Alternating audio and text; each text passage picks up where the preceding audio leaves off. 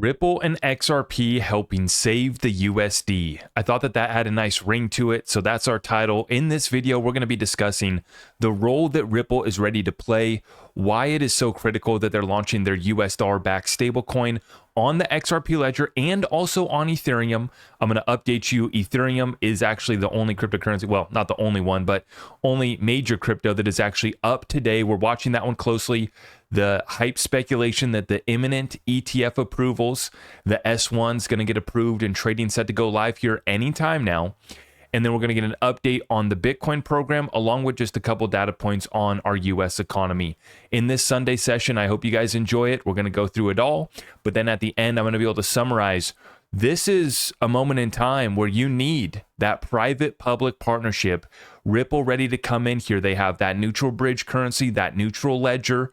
Everybody can come on board in a trustless, transparent system. But then we can back real assets, real value coming on ledger in the form of the US dollar stablecoin, and the role that that's going to help in preserving the reserve currency status for the US dollar. I think it's so critical. I think that Tether's already helping along with it. I think Circle and all of these other US dollar backed stablecoins, what they're doing is helping to keep that reserve currency status. And I think that they also have something else in their back pocket or in their vault known as gold.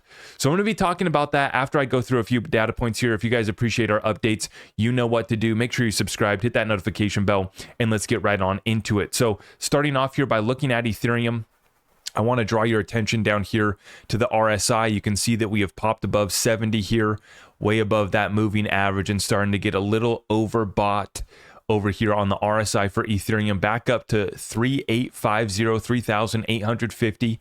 And we're going to be watching. This one did stretch all the way up to nearly 3950, which was about a 40% pump leading up into this ETF going live. Now, the 4Bs is what they're called, is the exchanges getting approval to list the ETFs. But what we need is the S1s to get approved, and then it will actually go live. And so what I'm watching right now is if we can get a little bit more of a run up in anticipation of the ETF trading actually going live. But you already know, I hate to be the bearer of bad news, in that with Bitcoin, we had a actually 100% run up before the ETFs went live. We went from about 25,000 to 49,000, nearly 100% doubling of price. And then the day that the ETFs went live on January 11th, price actually collapsed from 49,000 to 38,500. So that's why I hate to be that guy, but I also like to be that guy that warns you of what is coming, another buy the rumor, sell the news event. In the meantime, if you've been in Ethereum, if you're enjoying this pump, if you got some profit, well, just take a look at it for yourselves. Now, with that being said, the rest of the market was basically moving sideways. XRP right now at 52.8, back down a little bit here. Crypto market's the only thing opened up right now. Futures market will be opening up in a little bit. And we're at 68,500 for our Bitcoin. So not much happening over there. But I wanted to show you guys a couple data points to show you where we're at with our US economy. The yield curve steepening from inverted levels have systematically ended in recessions every single time going back 50 plus years. This will be a key signal to monitor in 2024. And I've actually mentioned this a few times. This is the 10-year versus the 2-year US Treasury yield curve. And you can see that we're just at the start of where we would be, the inflection point where the recession actually begins. And if we look at the jobs data, some would argue that actually that the recession for jobs actually began back in October. Companies have stopped hiring as much. And the only reason why our unemployment, the headline unemployment number is so high is because folks are working 2 and 3 jobs just to survive. Or they got cozy packages as we got all these mass layoffs in the last year, where they're getting these severance packages and bonuses that are basically stopping folks from having to file for jobless claims because they received that exit package that's keeping them afloat. But we're at that point right now where we're about to see that technical recession. I do think will be met this year, or will at least get really close. But as always, they continue manipulating the data in regards to real estate. Look at the trick that they've pulled here, folks. Now, this is from Darth Powell. In regards to real estate, the median sales price of a new home, okay? U.S. new home median sales price Data started to show a housing price collapse, so the government revised home prices 2 years ago lower. This is why no one trusts the government, no one trusts the data. Now, this is from Yahoo Finance, and as you can see, it showed the U.S. new home median sales price all the way up at nearly $500,000 back in the peak of our U.S. real estate market in 2022. Now, you can see the same thing from Fred. May 7th, 2024 data shows it right up at about 480,000, which was the consensus that the new home median sales price had gone up to about 480,000. That was the consensus when you asked Redfin, when you asked Zillow, when you asked Fred, when you asked a lot of these different sources that are tracking the data. That was the range that it really went to. Now, May 26th, 2024 data, what are we seeing here? 440,000 was the peak. So they removed how high we went in 2022. And I don't know if this is because of a revision. I don't know why they're trying to do this, but it's an interesting data point to observe because the new homes are the ones that we've seen the most dramatic drop in price so far across the board. Not as dramatic as what we're seeing in commercial real estate, but when it comes to the residential real estate market, the average person just trying to buy a home, we've seen the new homes have taken the biggest hit so far. And what we're seeing now, continuing on this thread, the new homes are flooding the market.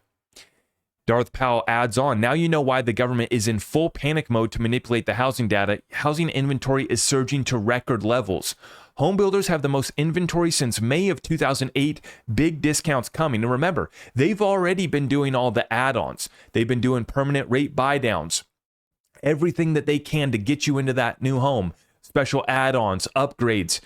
And this is what they've been doing to move that inventory. The inventory keeps growing, and now they're having to bring down the price as well. So the real estate reset is underway. We've had the longest yield curve inversion ever, and folks think that we're going to achieve some sort of soft landing. No, we've already missed our opportunity at a soft landing. The real economy is already feeling it, and you better get a program right now to help you survive and thrive during this time, or you're going to be completely left behind, and for some, we won't even make it. It's not a matter of, you didn't maximize the greatest transfer of wealth in world history. No, you didn't survive it. That's the sad state of affairs where we're at. And that's why in yesterday's Discord weekly call, I actually, did a segment delivering kind of a state of the union of small businesses. And I talked about how small businesses are being affected, how it's going to relate to those of us that are running a side hustle, want to start our own business, trying to scale up our existing business. I delivered a state of the union of small businesses yesterday in our Discord weekly call. And if you're looking to get access to those, by the way, it's all at my website, zachrector.com. Let's get into crypto though. As far as the Bitcoin program, we talked about this last week. It just continues.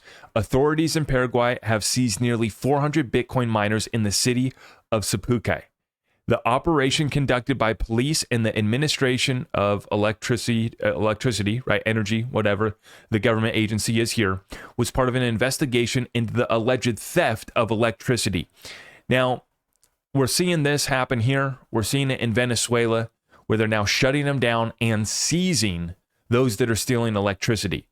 I don't know if this is an outright ban of Bitcoin mining, but nonetheless, they've now seized nearly 400 Bitcoin miners here, and in Venezuela, we're starting to see the same thing.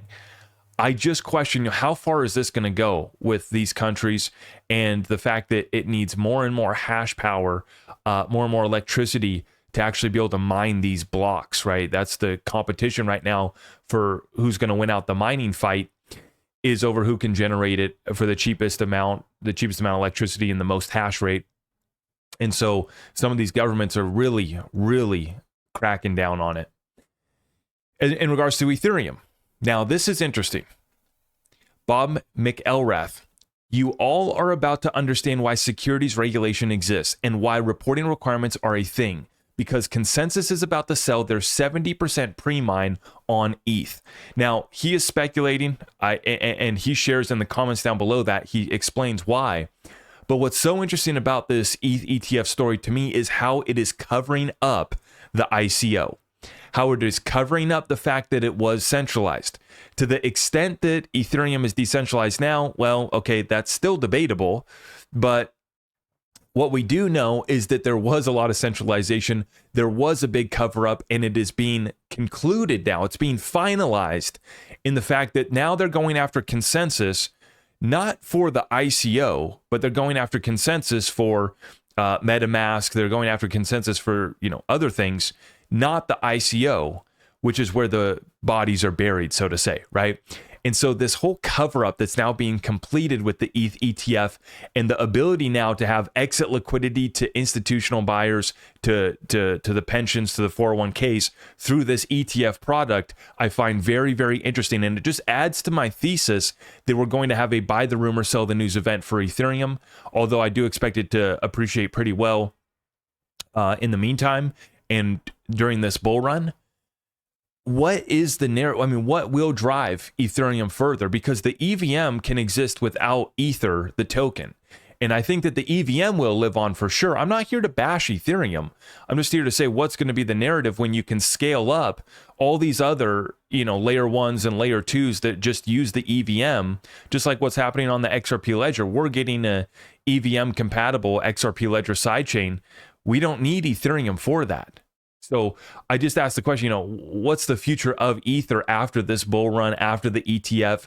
What's the next thing to really push it forward? To be fair, I asked the same thing about Bitcoin, and I'm still asking the same question about Bitcoin, right? Is it just going to be more people wanting to add it as a reserve? Maybe. Personally, for me, you guys know where I'm at, but in the meantime, we're watching Ethereum have their moment and enjoy the profits while they last. Now, I want to get into this. So this is the update that we have over the weekend with Trump speaking at the Libertarian National Convention. You guys know me.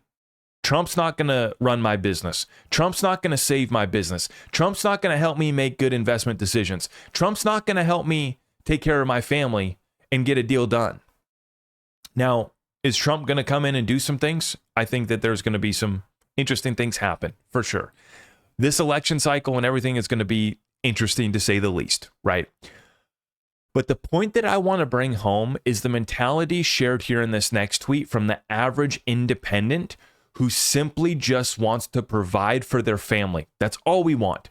And that's the crypto space and the crypto vote, right? We have these 50 million crypto voters that's now being cited by both sides. Both parties now want this, voting block.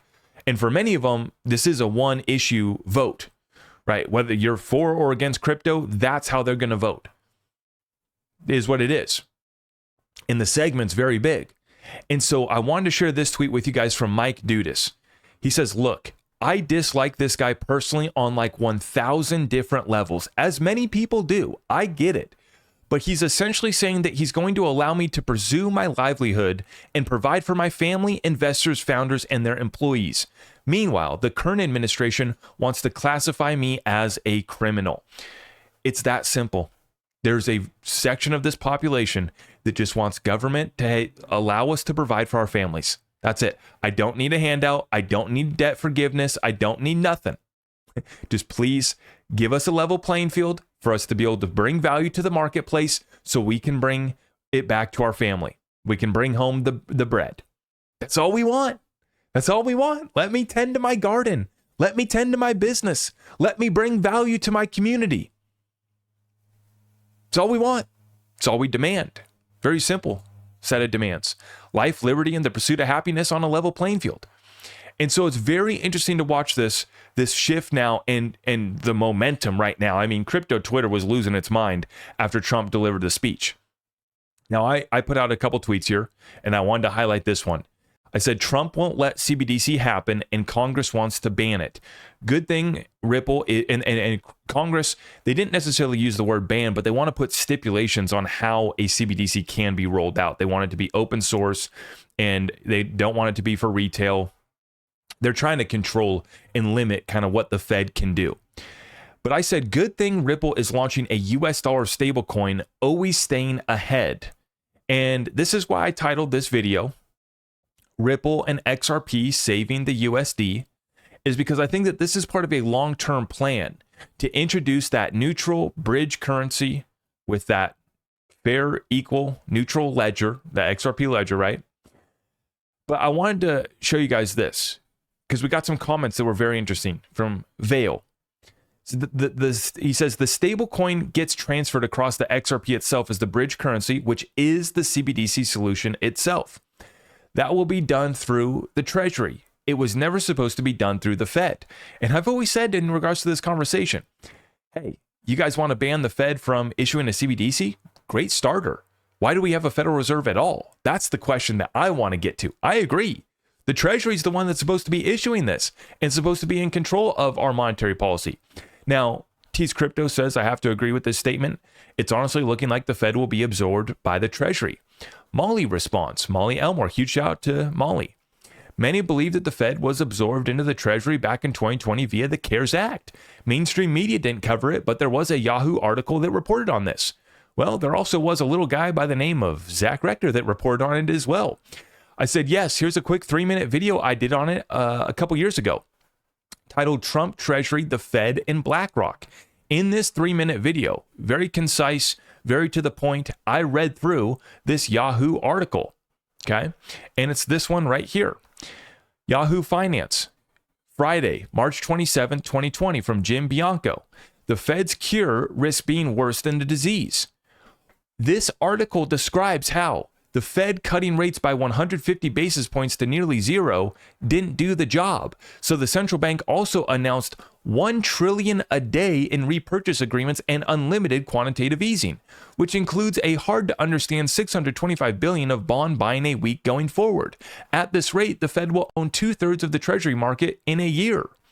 But this is the part that I explain in my video, is that they set up these facilities: commercial paper funding facility, primary market corporate credit facility, term asset-backed securities loan facility, secondary market corporate credit facility, buying corporate bonds and bond ETFs in the secondary market, Main Street Business Lending Program. Details are to come, but it will lend to eligible small and medium-sized businesses, complementing efforts by the SBA. This is the PPP. This is the flooding Main Street with cash program is what this was. But to put it bluntly, the Fed isn't allowed to do any of this. The central bank is only allowed to purchase or lend against securities that have government guarantee. This includes Treasury securities, agency mortgage-backed securities, and the debt issued by Fannie Mae and Freddie Mac. An argument can be made that can also include municipal securities, but nothing in the laundry list above. But, here's how they set it up, and here's where BlackRock comes in.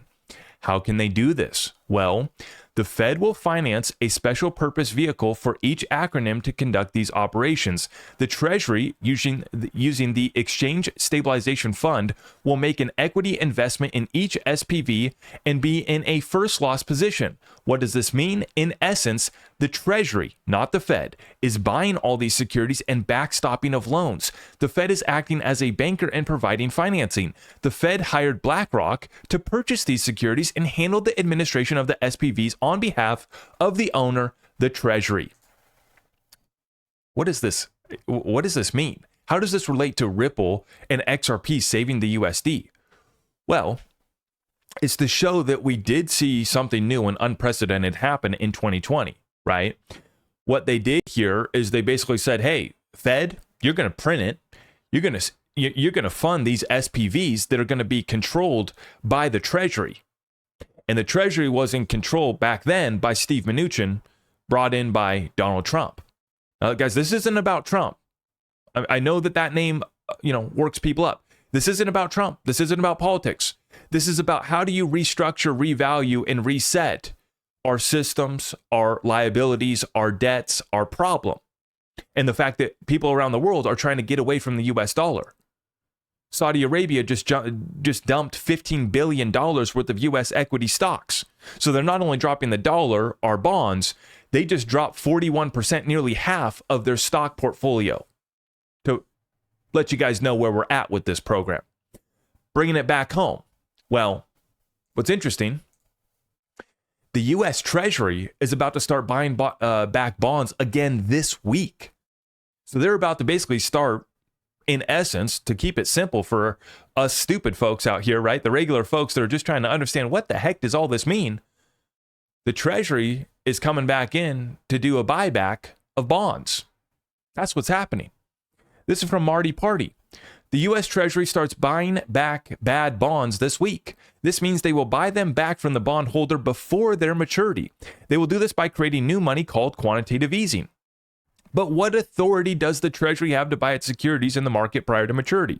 Well, Section 3111 of the Title 31 of the United States Code authorizes Treasury to use money received from the sale of an obligation and other money in the general fund of the Treasury to buy, redeem, or refund at or before maturity outstanding bonds, notes, certificates of indebtedness, Treasury bills, or savings certificates of the United States government. And he actually found the page right there. Now, this is not at the scale that was happening during 2020. This is happening at $2 billion new dollars a week for a long time. The printer turns on May 29th. But what's interesting is that this is the first Treasury buyback operation since 2002. The programs that they were doing in 2020 were similar, but it wasn't an official Treasury buyback. We haven't done a Treasury buyback since 2002. This is where we're at, guys. This is happening in real time. And why Ripple and XRP play such a critical role in this is that what all of these stable coins that are a representation of the US dollar does is it gets more people exposure to the US dollar. This is why Tether is having such growth and adoption, and why the CEO says that they're not even focused on the US and Europe. They're focused on all these other jurisdictions where there's not as strong regulation. But because these countries want exposure to dollars, it's the cleanest shirt in the closet still. Despite the fact that it's being inflated and devalued, it's still the cleanest shirt. And so Tether's having success, and they've backed their stablecoin by a bunch of, well, we'll see what they've backed it by if we ever get a legitimate audit. But the story as it goes is that they've backed it by a bunch of treasuries, right? And the same thing's taking place right now with Circle. And the same thing's going to take place with Ripple and their US dollar stablecoin, right? And so you start to see how these stablecoins are going to continue usage of the US dollar. They're going to allow more and more people to get exposure to the US dollar, right? Even if a country is doing deals outside the US dollar, the people on the ground still might want to hold Tether, still might want to hold USDC, still might want to hold a Ripple US dollar coin, right? Because they want exposure, even if it's a derivative of the US dollar versus holding their national currency. So this is where Ripple and XRP comes in, because XRP is obviously the token that you need to use that neutral ledger. It's the bridge currency. And the main question then is, to finalize this whole story, is, has there been an allocation made to the Treasury? Okay, I know, it's crazy. I know what you're going to say. You know, it's absolutely crazy, right? It's absolutely crazy. We have historical precedent in this country, though, of them taking the gold back, and then setting it at a higher price. So we have a precedent. And we do have an interesting deal where the 43rd Treasurer of the United States of America did join the board of directors at Ripple. Hey, don't shoot the messenger. I'm just saying what we all know to be fact. Is that Rosie Rios was added to the board at Ripple, and we know that these central banks have been buying more gold than they have in the past 50 plus years. And we broke down the gold situation with our good friend Andy Schechtman on Friday. If you guys missed that interview, make sure you guys go check that one out, because it's going down. They are draining the COMEX vaults, sending it off to the east, sending it off to Hong Kong, China, where it's being sold into the physical market, where it won't return, where it won't be made available to backstop a derivative, backstop somebody's liability traded on the COMEX and the paper markets. The revaluation is underway. And think about this. Trump comes out and says that he's open to cryptocurrency companies in the United States, and wants us to take the lead. Well, what do you think Trump has to say? What do you think his thoughts are on Ripple? What do you think he has to say about a US dollar stablecoin issued by Ripple? What do you think he has to say to the damages done to the XRP community? When he says that he's going to keep Elizabeth Warren from your crypto, what do you think he has to say about the damages done to the XRP community and the countless other projects and crypto entrepreneurs and capitalists that were just trying to use this technology in America? What do you think he has to say about those damages? What do you think he has to say about John Deaton running against Elizabeth Warren? I wonder if they can go back and check the notes back when Ripple was meeting with the Treasury, back when Ripple was meeting with the White House. I wonder if they can go back and reflect on those notes, pick up where the conversation left off. Folks, this is going to be such an exciting moment watching this institutional adoption coming after the regulations that are going to get set here eventually. It is happening. It is inevitable. And now you're seeing how big of a political issue this is coming. Trump just flipped the switch. Now you're seeing the other side wanting to go pro-crypto as well. It's now become a bipartisan issue, and it always should have been. Life, liberty, and the pursuit of happiness on a level playing field is not a political issue, and that's the point that I want to bring home to you. That you are in control of your business and your investments, not President Trump, not President Biden, not President whoever. We are the ones that got to be taking action on a daily basis. We are the ones that need to be investing in our education and understanding our investments. They're not going to save us. They might get us excited. They might get us worked up. They might get us mad. Use it as motivation to go get a deal done for yourself. With that being said, I'm going to wrap up this one, folks. The plan is definitely in the works. You're starting to see it unveiled. By the time the masses figure it out, well, I hope that they haven't been left behind, and I hope that there's still time to pull them on board that train with Rosie Rios. As she said, it's already left the station. If you guys can tap it or smash it on the way out, I'd greatly appreciate that. Everything's at my website, zachrector.com, including the precious, shiny little metals that maybe will be part of backing a new system. I'll let you guys be the judge on that one, and I'll see you guys in the next one. God bless you all. Thank you so much. I am your host, Zach Rector. I really appreciate all of the love and support. If you want to support the channel, just remember that you can start by smashing that thumbs up for me, sharing this content far and wide, and everything else is at my website.